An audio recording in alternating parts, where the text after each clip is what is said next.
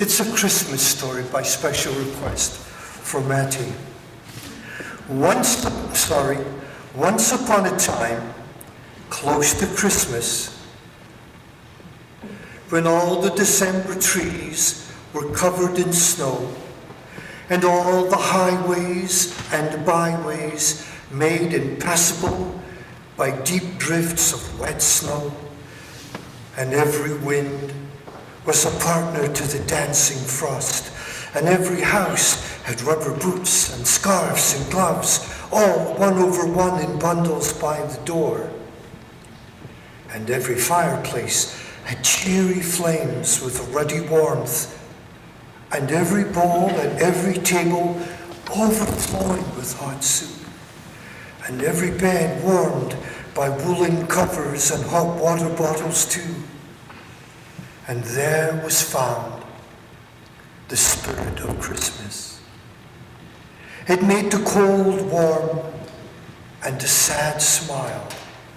It brought to dry life warm memories of happier times when children played and children sang the spirit of Christmas. That time of year when now empty chairs were once more filled to overflowing with dancing eyes and hopeful days. There were presents and stockings by the mantelpiece, and apples and Edinburgh rock, boxes of silver wrapping which shimmered and cracked like new toys for eager boys, new dolls walking, singing, wind up, bound up, all with a label and all from a friend. That time to sit quiet and for the older ones and watch the children play the spirit of Christmas. One day, in a small town not far from Hamilton, one family had no joy and little happiness. It seemed as if Christmas would not come this year because Casey, the family's Springer Spaniel, had, it appeared, got lost in the snow. They looked everywhere, down by the Moira River, down by the old hotel, and the big park where he used to play, over by the railroad tracks, by the fearful highway, but there was no sign. The blowing, treacherous snow covered, and the little dog was gone. Sean, the youngest child, was most upset. Every morning the week before Christmas, he'd run downstairs, out to the back of the house where Casey used to sleep. No, he was not there. He will come. I'm sure. I know he'll come. He has to come home. And his voice trailed off, and there was no reply. Casey had gone. On the morning before Christmas, a gypsy caravan came over the hill into the land called Parentar, where time has no meaning and space no bounds.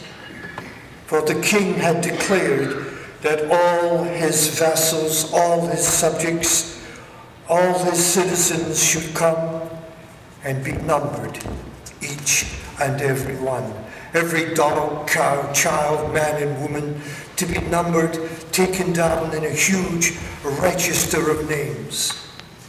The gypsies came. They followed the stars. The merchants came, in caravans for safety and comfort, and even some for prophecy. The soldiers came to guard the king. The soldiers came to keep order amidst the throngs. And as the day passed, more and more to the city slowly came, all to be counted by the king's decree. Many had never left their villages, never ventured beyond their own land, and some lost their way. One family, a carpenter and his wife, who was with child, set out, like all loyal subjects of the king, to come to Palantar, to be counted with the rest. They travelled far by night, by day, and in a storm they lost their way. The storm blocked out the sun, and even the night. It brought darkness to their eyes. They could not see the star, which was to light their way. They strayed miles, of course, and came to a land filled with deep snowdrifts and cold December trees. And there they found a little dog, a little Springer Spaniel, who seemed to know without saying the way to go. And he would guide them there. He looked at the carpenter and looked once at the place from whence he had come. Both knew, both understood, that when he'd shown them the way to Palantar, and they had found a place to rest, Casey would come home.